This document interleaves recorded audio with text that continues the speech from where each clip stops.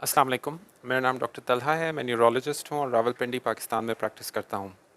एक बहुत ही common situation जो मैं क्लिनिक में फ़ेस करता हूँ वो मरीज़ों का आके ये शिकायत करना है कि डॉक्टर साहब हमें सर दर्द है और हमें ये डर है कि कहीं हमें कोई ब्रेन ट्यूमर या कोई सीरियस वजह ना हो हमारे सर दर्द की।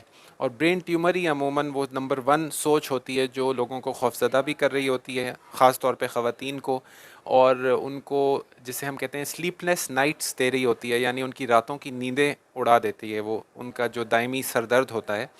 तो आज का हमारा जो टॉक का टॉपिक है वो यही है कि जो ब्रेन ट्यूमर हैं उसकी क्या अलामात होती हैं।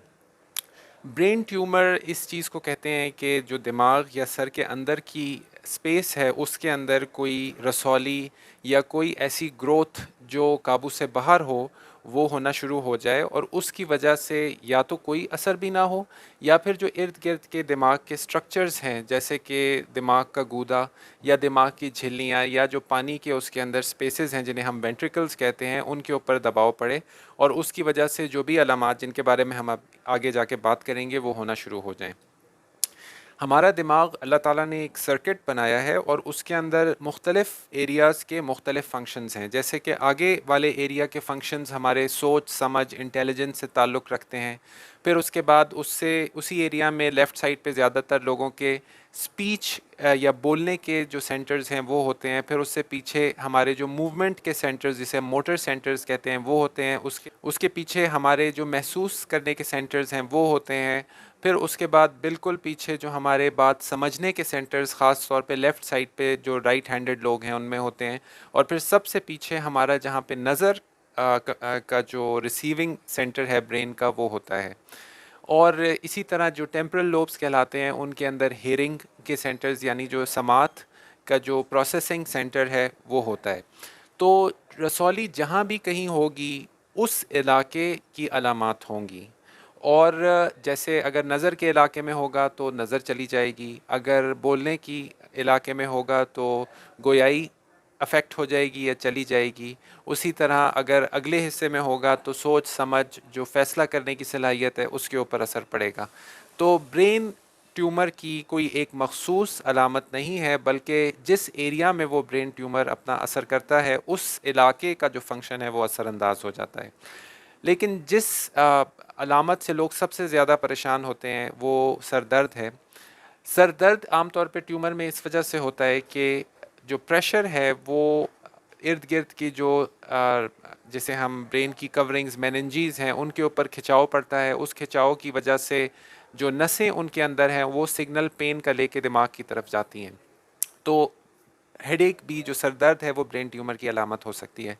लेकिन मैं आपको ये बात बताता चलूँ कि अगर मैं 100 मरीज़ सर दर्द के अपने क्लिनिक में देखता हूँ तो उनमें तकरीबन सिर्फ एक या दो को ही शायद ब्रेन ट्यूमर होता है।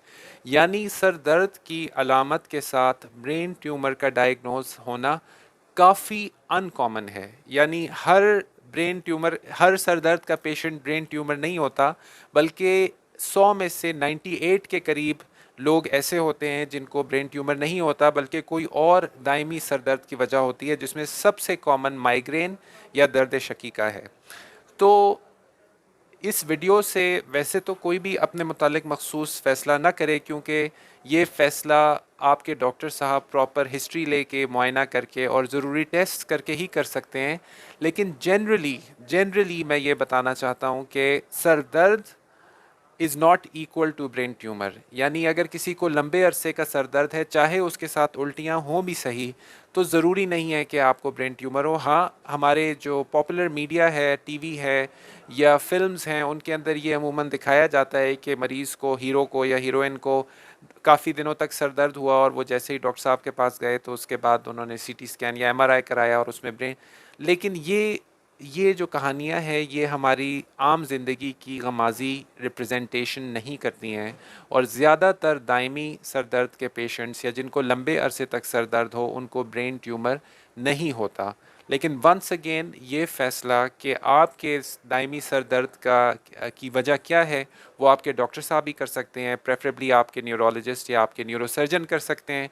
तो अगर आपको भी या आपके किसी प्यारे को लंबे अरसे से سر درد ہے تو سب سے پہلے تو پریشان ہونا چھوڑ دیجئے کہ مجھے برین ٹیومر ہو گیا ہے لازمی، چاہے اگر آپ کے رشتہ داروں میں یا کہیں ایسی آپ نے کہانیاں سنی بھی ہیں جن کو ایسا ڈائگنوز ہوا، تو زیادہ چانسز یہی ہیں کہ آپ کو برین ٹیومر نہیں ہوا ہے۔